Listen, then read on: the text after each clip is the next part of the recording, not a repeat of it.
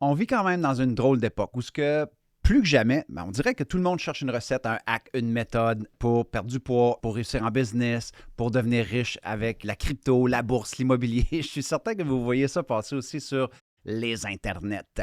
Et c'est normal d'avoir une recette. OK? Ça donne un sentiment de sécurité psychologique, de prévisibilité pour le cerveau. C'est un peu comme si on se dit, OK, si ça a fonctionné pour lui, sa recette, ça va fonctionner pour moi aussi.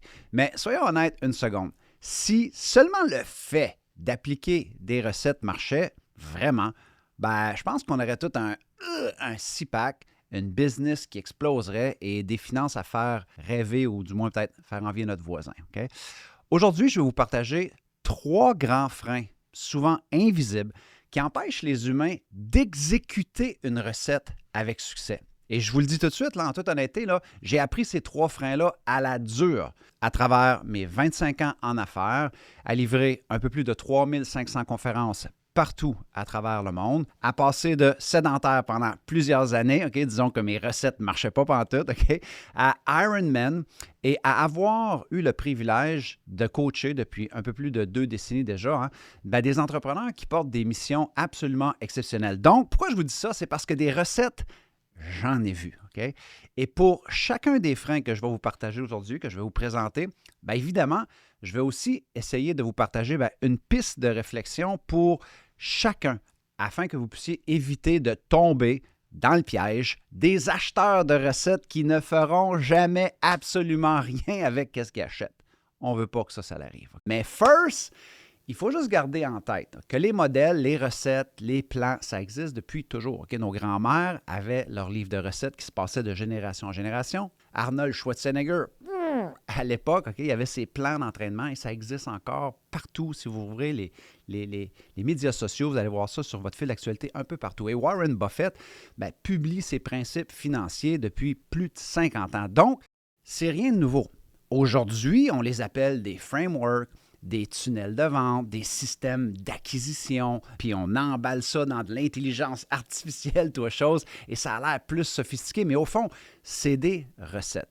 Et c'est correct, les systèmes sont utiles. Je ne suis pas en train de dire que les systèmes ne sont pas utiles. Plusieurs systèmes ont rien de moins que changer ma vie, que ce soit dans ma vie personnelle, dans ma santé, dans ma façon de runner ma business, de faire mes conférences. J'utilise et j'enseigne des systèmes quand je coach les entrepreneurs que j'ai le privilège de coacher un peu partout en francophonie mondiale. Donc, je ne suis pas contre. Par contre, il me plaît toujours de rappeler à mes clients qu'un système va souvent demeurer archi incomplet à moins qu'on comprenne les 3 freins qui empêchent la majorité des gens d'exécuter un plan avec succès. Là, vous êtes en train de dire, Martin est en train de nous vendre un système à 3 freins. C'est pas ça. Je vous partage mon expérience en espérant que ça puisse vous aider. Alors, allons-y sans plus tarder avec le frein numéro 1, votre système nerveux. Quand on est stressé, c'est pas ta stratégie qui prend le dessus, c'est ton système nerveux. Quand tu as envie de manger à 8 heures le soir, c'est pas ton plan alimentaire qui va te faire résister. Quand tu veux, par exemple, te lever tôt le matin pour aller au gym parce que tu t'es engagé la veille, tu te dis demain je commence, je mets mes espadrilles, je prépare mes vêtements, puis ça part demain. Puis là, quand tu te lèves, ça ne te tente pas d'y aller. C'est pas le plan qui va te faire te lever du lit. Ça va rapidement atteindre ses limites. Donc, si tu ne comprends pas que ton cerveau va souvent résister tout ce qui représente une nouvelle direction et que tu te mets à confondre cette résistance-là que tu vas sentir pour un manque de motivation, crois-moi, tu risques de tourner en rond longtemps. Ça, recette ou pas. Donc, le résultat de ça, quand on ne comprend pas ça, c'est que tu risques de plafonner vite avec la recette que tu vas tenter d'utiliser. Donc, voici une petite stratégie que j'utilise de mon côté pour éviter ça. Essaye d'entraîner ton système nerveux à pas juste s'exciter et avoir de l'enthousiasme lorsque tu démarres tes projets, OK? Lors des démarrages, lors des débuts, OK? Quand la dopamine est au rendez-vous et dans le tapis. Puis, essaye de rappeler à ton cerveau que c'est OK de faire des choses sans grande stimulation. C'est OK de faire des tâches qui sont plus routinières, par exemple, même quand ça ne te tente pas ou que le stress rentre en jeu. Donc, voici une chose simple que je fais pour m'aider quand moi j'ai une situation comme ça. Quand ça devient un petit peu plus difficile et que j'ai tendance à mettre le plan de côté ou que j'oublie le plan pour x, y raison, je prends juste une petite pause, je prends quelques respirations conscientes, juste pour envoyer un message à mon cerveau de se calmer. Par la suite, je reconnecte de nouveau sur pourquoi est-ce que ce plan-là était important pour moi au départ dans ma vie à moi. Et je me reconcentre juste sur les prochaines actions. C'est une façon super simple d'envoyer un message à notre corps, à notre cerveau, que c'est sécuritaire d'avancer, puis c'est bien correct de continuer à faire une tâche, même quand c'est moins dopaminergique. Un exemple caricaturé de ça, là, classique, que je vois constamment, ce serait un entrepreneur, par exemple, qui télécharge un fameux tunnel d'acquisition pour le web, pour son site Internet, tout prêt à imprimer, à mettre en place pour faire du cash en cliquant des doigts. Right? Vous n'avez jamais vu ça sur Internet, hein? Mais dès que cet entrepreneur-là va recevoir une critique, bien, ça se peut qu'il panique puis il décroche.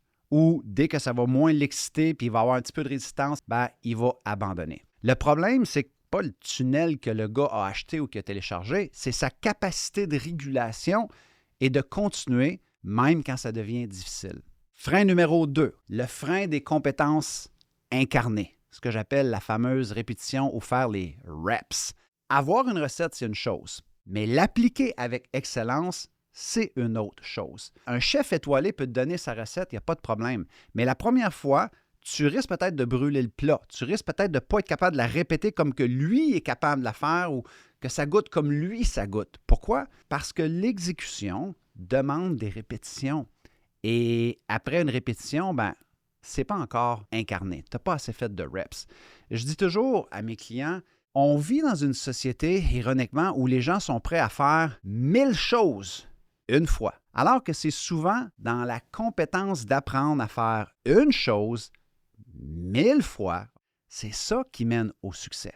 Donc, ce n'est pas un manque d'effort. Les gens font des efforts, mais ils font 1000 choses une fois, sont éparpillés, ils ne vont pas assez en profondeur, sont distraits, ils se frustrent et ils abandonnent le plan, la recette ou le modèle. Donc, voici une petite stratégie simple que j'utilise pour ne pas tomber dans le piège, mais d'avoir des compétences, mais pour lesquelles je n'ai pas assez d'efficience. Donc, une compétence que je n'ai pas assez amenée loin.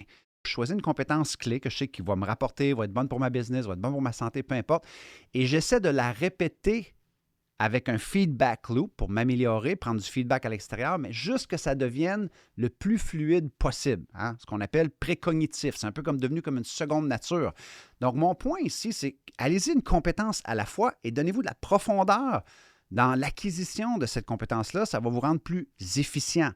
Excellent. Avant de vouloir un système complet, maîtrisez peut-être juste une seule étape.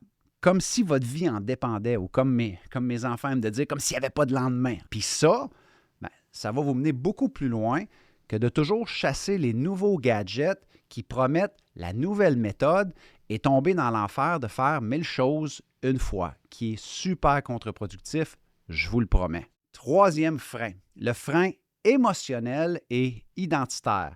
Un modèle ne peut pas régler tes contradictions intérieures. Répétez après moi, un modèle ne peut pas régler mes contradictions intérieures. Donc, si tu veux scaler une business, mais que ton corps associe la croissance avec insécurité, tu vas t'auto-saboter.